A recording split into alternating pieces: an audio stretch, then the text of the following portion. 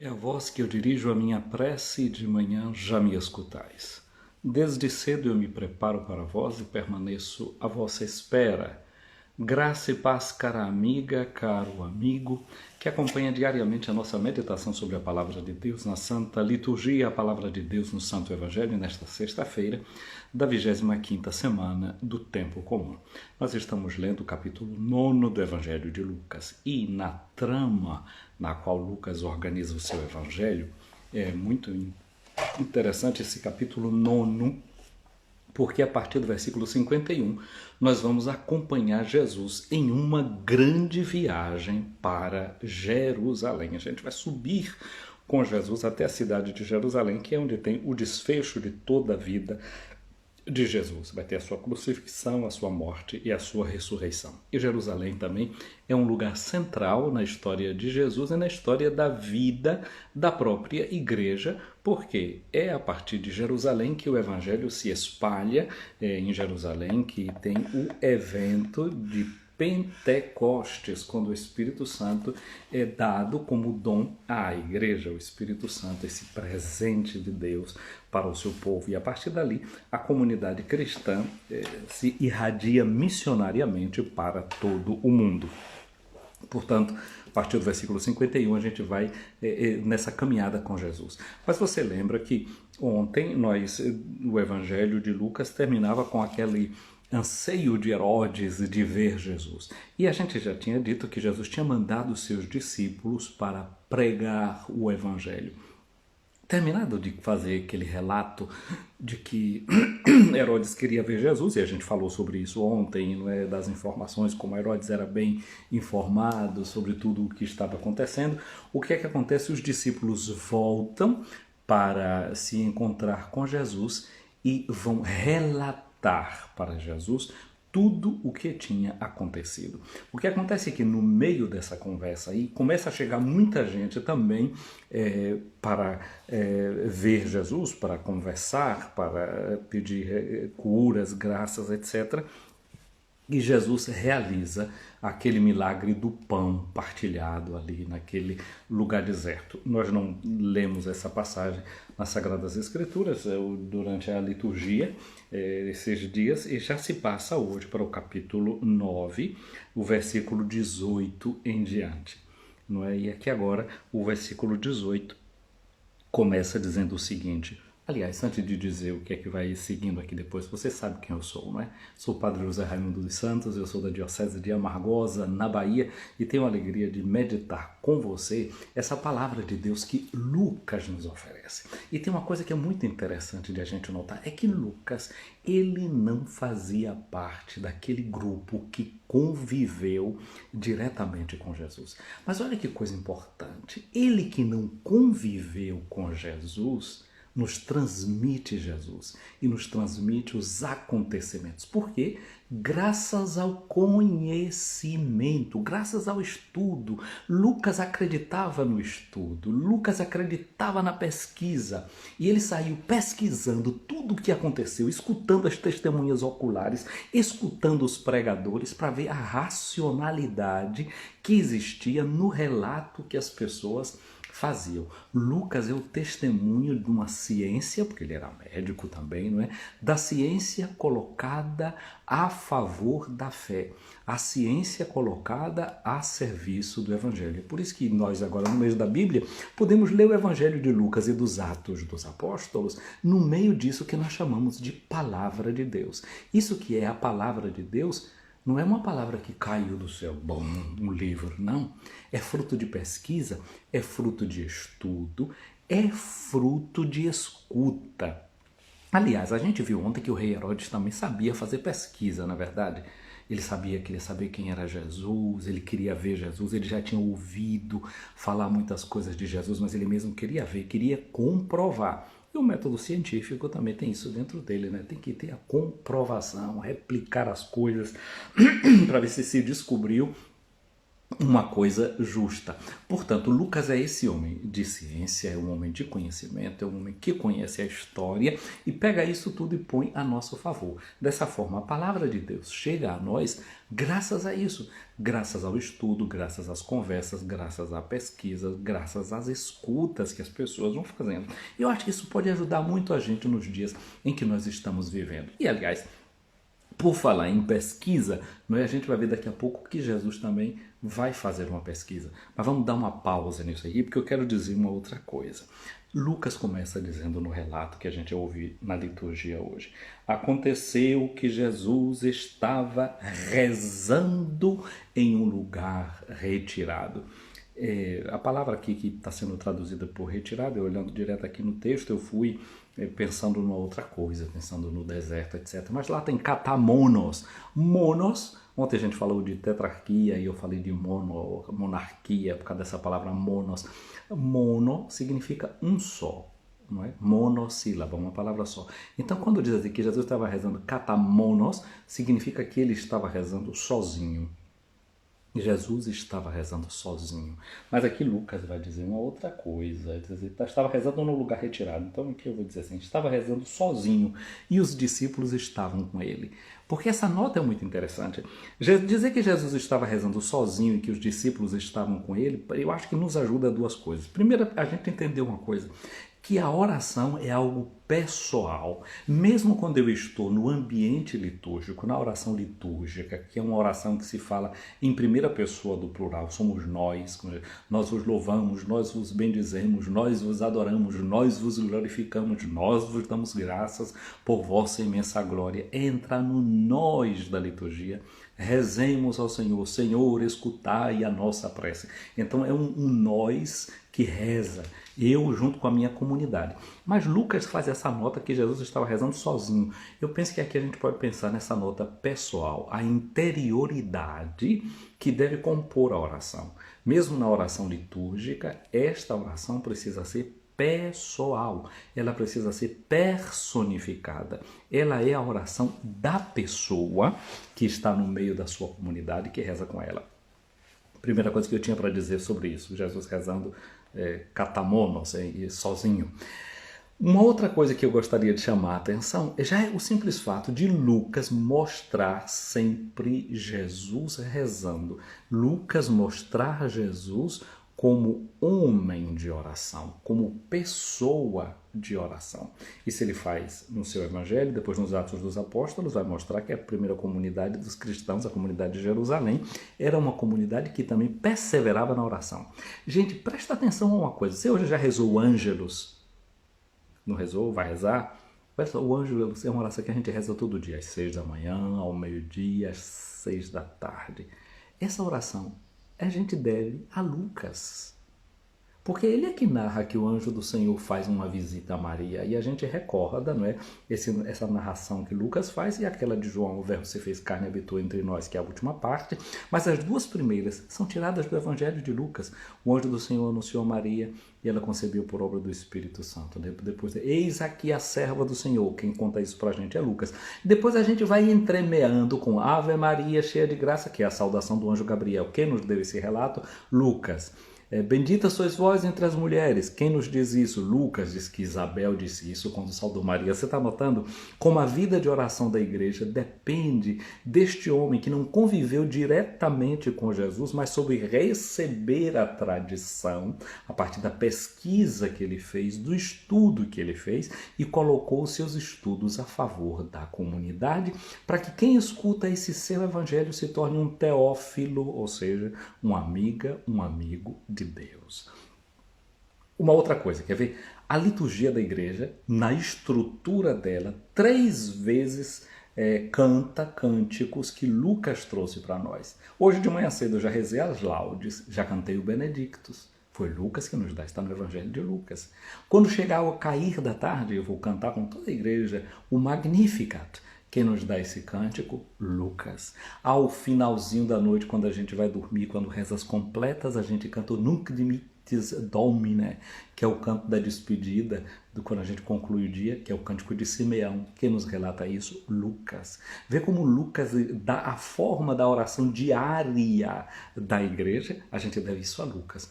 Então Lucas ficou impactado pela vida de oração de Jesus, ficou impactado pela vida de oração da comunidade e nos transmitiu o fruto da sua pesquisa, o fruto da sua escuta. Ele entrega para cada um e cada um de nós, e a gente pode nutrir a vida de fé da gente. Então, o testemunho vale muito.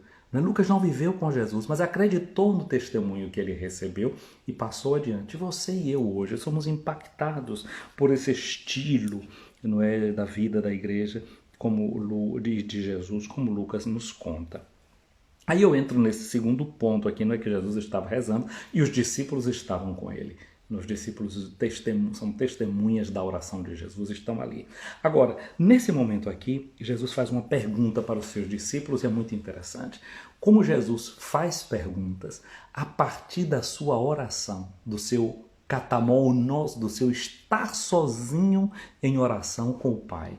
São perguntas que nascem de um confronto que ele tem com Deus, de um estar na presença de Deus. Eu já disse a você que essa saída de Jesus agora, ele vai para esse lugar distanciado depois de ter acontecido já a morte de João Batista. A morte de João Batista soa no ouvido de Jesus como um anúncio: a tua hora está perto. João, que foi precursor de Jesus, do seu nascimento, foi precursor na pregação.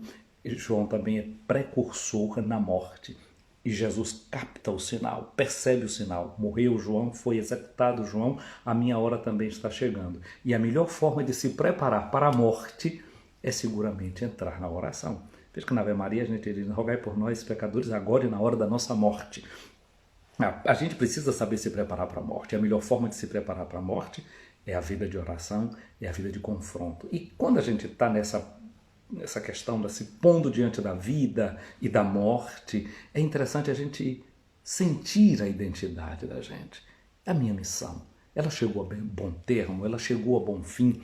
E Jesus aqui agora então faz uma pesquisa, não é, com seus discípulos. Aí no Brasil agora, na campanha eleitoral, muita gente escutando as pesquisas, mesmo falando mal de pesquisa, todo mundo vai atrás das pesquisas, não sei o quê. E tem uma coisa que os políticos fazem, que eles fazem a pesquisa para saber também o que é que o povo está querendo, né? E fazer o discurso de acordo com aquilo que o povo quer ouvir. Jesus não faz pesquisa para se informar, para depois dizer o que o povo quer ouvir. Mais do que isso, Jesus quer conhecer a realidade, deixando que a realidade chegue até ele, para que ele possa transformar a realidade com aquilo que ele tem a dizer. Porque a grande proposta de Jesus se chama conversão, mudança de mentalidade, transformação. E aí Jesus pergunta para os discípulos, não só para estar bem informado, não é? Mas sobretudo para formar. Jesus não quer informação. Jesus é aquele que forma. Então Jesus pergunta: quem diz o povo que eu sou? A multidão diz o que a meu respeito? E aí os discípulos dizem aquela resposta que é mesmo aquilo que também Herodes sabia. Gente, até Herodes sabia que alguns diziam que Jesus era João Batista, que outros diziam que Jesus era Elias, outros diziam que Jesus era um antigo dos profetas que ressuscitou. Portanto, essas pesquisas, essas informações, qualquer um pode ter. Até Herodes, que era um simples curioso e mais do que isso, era uma raposa esperta que queria um pouco, quem sabe, manipular, né, quem sabe, esse profeta e tê-lo ao seu lado. Até quem é distante de Jesus, até quem tem sentimentos escusos em relação a Jesus e à religião, conhece essas coisas. Então, esse conhecimento religioso, pseudo-religioso, um discurso religioso, não é garantia de nada. Para mim, para você, nós precisamos ultrapassar essa barreira da informação, daquilo que a gente recebe num livro e pode replicar como um papagaio. Tem certos discursos religiosos que muita gente pode fazer, o que está escrito, o que está no papel, e pode fazer o discurso para alegrar os ouvidos de alguém, para que as pessoas digam, vê como é que ele fala, não sei o quê. Até isso Herodes sabia. Até Herodes seria capaz de fazer esse discurso para toda a gente e replicar a conversinha para certos círculos. Mas agora Jesus, ele dá um passo além e faz uma pergunta. Olha, mas Jesus perguntou aos discípulos, e vós, quem dizeis que eu sou? Porque esses discípulos já não estão mais no círculo dessas pessoas que recebem informação de qualquer lugar. Eles têm uma convivência com Jesus, eles têm um caminho com Jesus, um caminho cotidiano. Então Jesus pergunta, vós quem dizeis que eu sou? E Pedro responde, o Cristo de Deus. Essa palavra Cristo é a palavra grega Christos, para traduzir uma palavra hebraica, Messias, que significa ungido. Em Israel, quem era ungido? O rei. Lembra que o rei Davi Saul foi ungido, o rei Davi foi ungido. Eram ungidos os sacerdotes na sua ordenação e eram ungidos também os profetas, não é? Então, tem duas formas de se falar de unção na Bíblia, né? Uma unção que é unção material, que lá usam o verbo aleifen, que é derramar óleo em cima, e o verbo kriein, que é uma unção que não é só unção física com um óleo, é também uma unção espiritual. E é desse termo grego que vem a palavra Christos, que tem um carisma, que tem um dom. Então, o profeta, o sacerdote, o rei era alguém que tinha esse dom. Então, é um título carregado de uma conotação política, porque o povo esperava um rei, um Messias, alguém que iria libertar Israel. Então, quando Jesus escuta que Pedro diz isso, tu és o Cristo de Deus, Jesus proíbe severamente que eles contassem isso a alguém. Porque havia confusão em relação a esses títulos, a esse título de Jesus. É um título que podia se prestar a uma interpretação sociopolítica, simplesmente. E a proposta de Jesus, e além de tudo isso, aí Jesus acrescenta e diz assim, depois de ter proibido que eles dissessem quem ele era, ele diz, o Filho do Homem, que é um título que vem do livro do profeta Daniel, depois passa pelo profeta Ezequiel, em várias visões que ele tem desse Filho do Homem, que fala deste que é o libertador de Israel. Mas Daniel fala de uma sucessão de reinos, e um reino que aparece com uma forma de um urso e com forma de leopardo, ou seja, existem poderes que vão se sucedendo na história, que são poderes animalescos, devoradores, destruidores, violentos, até que aparece este poder, esta forma de poder que tem a forma do Filho do Homem, ou seja, uma forma de poder humanizado. Uma forma de exercer uma força que tem rosto humano, não rosto destruidor. E essa é a forma do poder de Deus. Um poder que se humaniza, que se encarna, que está a serviço da salvação do ser humano. Mas olha o que Jesus diz, que o Filho do Homem, esse Messias, esse rei que está por chegar, deve sofrer muito. Gente, os discípulos não queriam saber dessa conversa. Veja que Jesus quer uma resposta dos discípulos, mas não para dizer o que eles querem ouvir, mas para dizer o que eles precisam ouvir, para se prepararem, para se converterem, para irem para aquele lugar que é meta de Jesus. Ou seja, eles devem sofrer muito e ser rejeitados. Rejeitado por quem? Pelos anciãos. Os anciãos são os senadores, são aqueles que fazem parte do sinédrio, ou seja, será rejeitado pelo poder político. Há uma forma de fazer política, tinha essa forma de fazer política em Israel que rejeitava Jesus, porque a política estava também um pouco ali de conchavo com aquele que era o poder romano, o poder que estava naquele momento explorando a própria nação.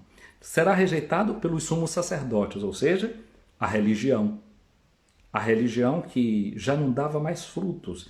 Era uma religião bonita, de cultos, de incensos, de cânticos, mas que era vazia na capacidade de religar o homem com Deus. Lembra que eu disse que Jesus estava rezando catamonos sozinho no lugar, naquele lugar que ele tinha escolhido para rezar? Então ele se ligava com o Pai.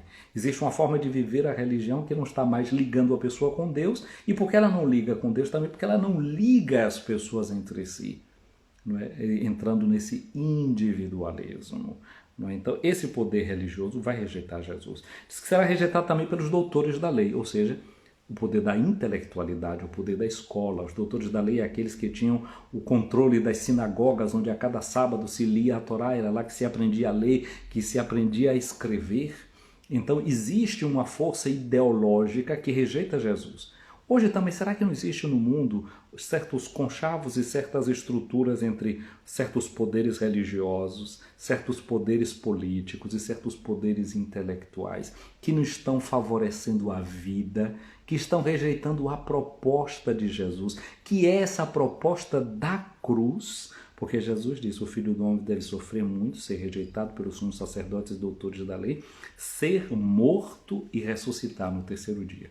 Qual é a forma de Jesus ser morto? É a forma da cruz. E a cruz era o castigo reservado para os piores criminosos, para aqueles que eram inimigos do Império Romano e que fossem escravos e que não fosse de um certo setor da sociedade. Mas, gente, Jesus começa hoje fazendo uma pergunta para os discípulos. Quem é que a multidão diz que eu sou? Quem é que vocês dizem que eu sou? É interessante que nós, os cristãos, começamos a refigurar Jesus. E aqui na cidade de Roma, por exemplo, nas catacumbas, esta é uma das formas que logo muito cedo os cristãos começaram a representar Jesus. Pegaram já um símbolo da cultura antiga, que era o símbolo do pastor. A gente canta, né? Tu és, Senhor, o meu pastor, por isso nada em minha vida faltará. Então os cristãos começaram a figurar Jesus assim. Ele é o pastor, ele é o nosso pastor. E é um símbolo que falava também desse momento e da hora da morte. Jesus é como aquele que nos carrega nos seus ombros e nos leva para a casa do Pai. Então esse pastor começa a ser, não é, refigurado e lembrado assim. Jesus é esse nosso pastor. Isso a gente encontra, né, como eu disse, nessas pinturas já muito antigas, nas catacumbas aqui em Roma. E, por exemplo, depois vem a arte bizantina, que representa Jesus assim. O Pantocrator, o Todo-Poderoso. A gente vê nas ábsides das grandes basílicas romanas, não é, como Jesus é representado dessa forma. Ou tendo um livro na mão, o mês da Bíblia, né, o mês da Palavra de Deus, e a Palavra de Deus a gente representa também nesse livro. Ou então na forma de um rótulo, não é, e o Cristo, não é, pedindo o nosso silêncio, pedindo a nossa escuta para acolher essa sua palavra. Jesus é esse que, através da sua palavra, ele se mostra para nós. Mas nós também temos uma outra forma de representar Jesus. E a cada sexta-feira a gente se lembra bem disso. Quem sou eu? Ele é o crucificado. Ele é aquele que se esvaziou de sua glória, tomou a condição de um escravo e ficou semelhante a cada uma e a cada um de nós. Jesus é esse. É o nosso pastor, é aquele que é o Todo-Poderoso, mas sobretudo ele é o crucificado. E quase que aqui a gente experimenta uma espécie de impotência de Deus. Não é? A gente toca nessa fraqueza de Deus. Ele se aniquilou. Aniquilar significa tornar como níquel, se transformar em nada. É assim que Jesus se apresenta para nós. E cada sexta-feira é o dia dessa memória. Portanto, uma das formas que a gente tem para responder essa pergunta que Jesus faz é dizer: és o crucificado, és aquele que assumiste um lugar na história que é o lugar dos últimos, tomaste esse lugar para me salvar. Gente, hoje a igreja celebra a memória do Padre Pio de Pietralcina, São Pio de Pietralcina.